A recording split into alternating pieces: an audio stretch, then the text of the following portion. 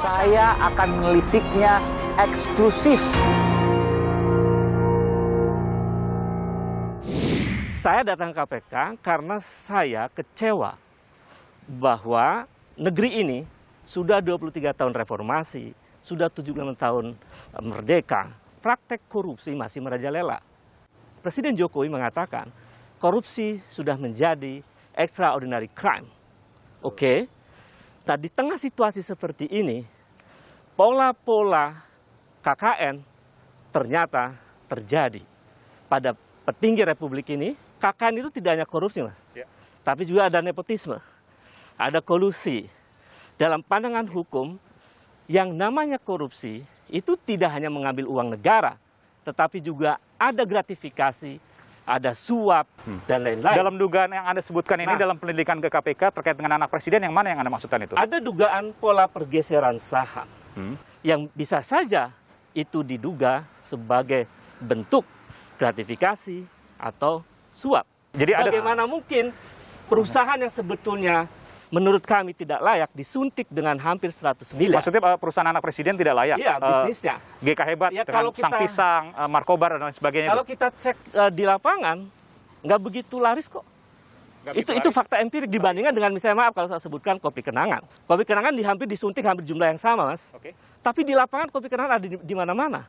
Dasar curiganya juga kan tidak berbasis data. Loh, itu data empirik. Data dari mana? Loh, peristiwa Anda melihat dalam data. konteks kasat mata, pendekatan Ubed, orang-orang yang hari ini melek digital ini, itu tidak layak mendapatkan uang lebih dari maksud Anda begini, jadi itu salah, makanya saya bilang ini ngawur. bisa dapat uang itu belum tentu dari usaha itu, tapi bisa dari yang lain karena ada aspek ini digital. orang-orang ini kan melek startup Saya ini, paham, gitu saya paham, loh. ya. Datanya adalah bahwa memang ada penyertaan modal yang dikirim kepada bisnis anak presiden. Salah atau enggak?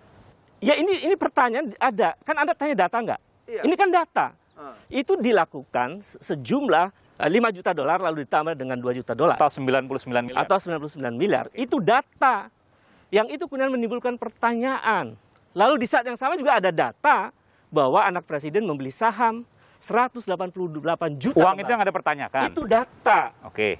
Lalu juga ada saat yang sama ada data juga bahwa presiden mengangkat ayah dari anaknya yang kerjasama dengan anak presiden ini menjadi duta besar. Lalu ada pergeseran kepemilikan saham yang tadinya milik anak dari petinggi PTSM, lalu menjadi milik anak presiden. Jelas Gini. Lalu keterkaitannya dengan korupsi dan money laundry atau pencucian uangnya di mana? Apa yang disampaikan Ubed itu kan bisa kita tracking di LHKPN atas di beberapa perusahaannya, kan ini udah jadi perusahaan terbuka. Iya. Jadi data itu maksud nggak terlalu Pertanyaannya sekali. di mana unsur korupsinya? Itu unsur korupsi di mana? Atas Bung Noel kan pencucian uangnya di mana? Dengarkan dulu, Bung Noel belum baca data yang kami berikan KPK kan? Sudah baca belum? Karena Enggak, gini. Pernyataan Bung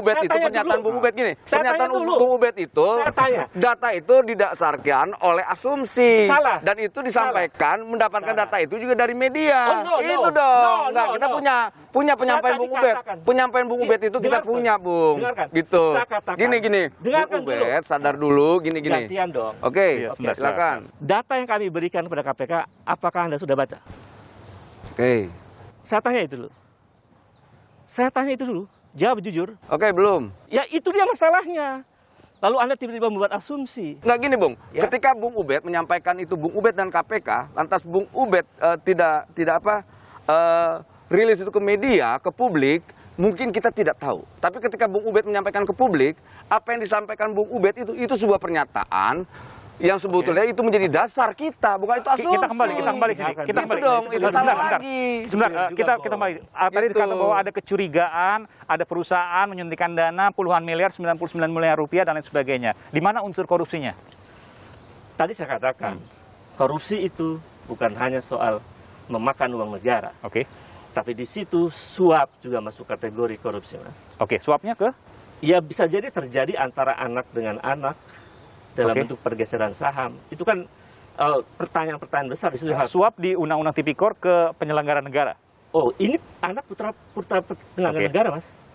Kondangan untuk anaknya petani negara aja harus bisa diduga gratifikasi. Oke. Jadi itu data. Jadi Bukan. Jadi Data yang disampaikan itu sebenarnya itu bisa dipublish kok, dan itu kan juga berkali-kali Gibran sudah menyampaikan. Itu bisa Anda setuju dicek bahwa kok. ketika misalnya ada bukan penyelenggara negara karena Gibran Raka Buming Raka sudah bukan pengurus lagi di perusahaan itu ya? Waktu saat Gibran dilantik jadi wali kota, Iya. dia masih statusnya komisaris. Bisa dicek soal itu, tapi intinya bahwa yang dibentuk bertiga itu. apakah kemudian bahwa ada perusahaan yang menyuntikkan dana ke perusahaan milik anak presiden dan itu dianggap sebagai dugaan korupsi, suap atau Pertanyaannya gratifikasi? begini, apakah anak presiden atau anak saya atau anak siapapun tidak boleh berusaha? Ya boleh kalau berbisnis, tapi anak presiden itu adalah anak pejabat publik. Dia terikat oleh undang-undang.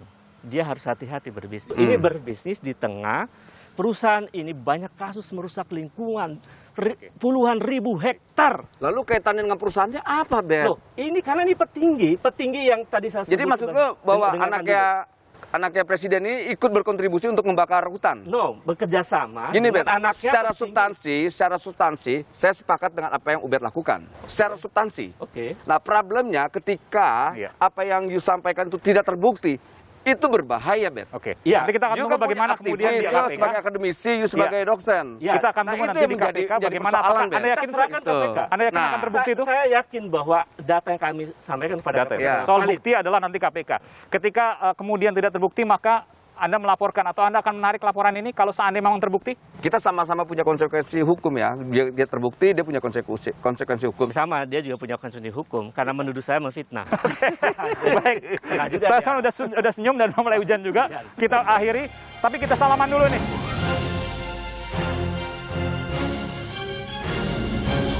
Tetap berdebat boleh, berbeda pendapat boleh, tapi kemudian akur, rukun tetap. Ah, iya Terima dong. kasih Bung Ubed, terima kasih Thank you, bro. Bung Sampai Noel. ketemu. Siap. Dan saudara kami akan segera kembali.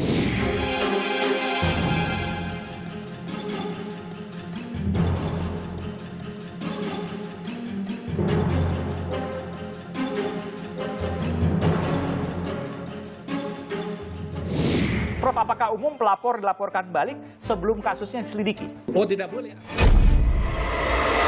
Saya akan menelisiknya eksklusif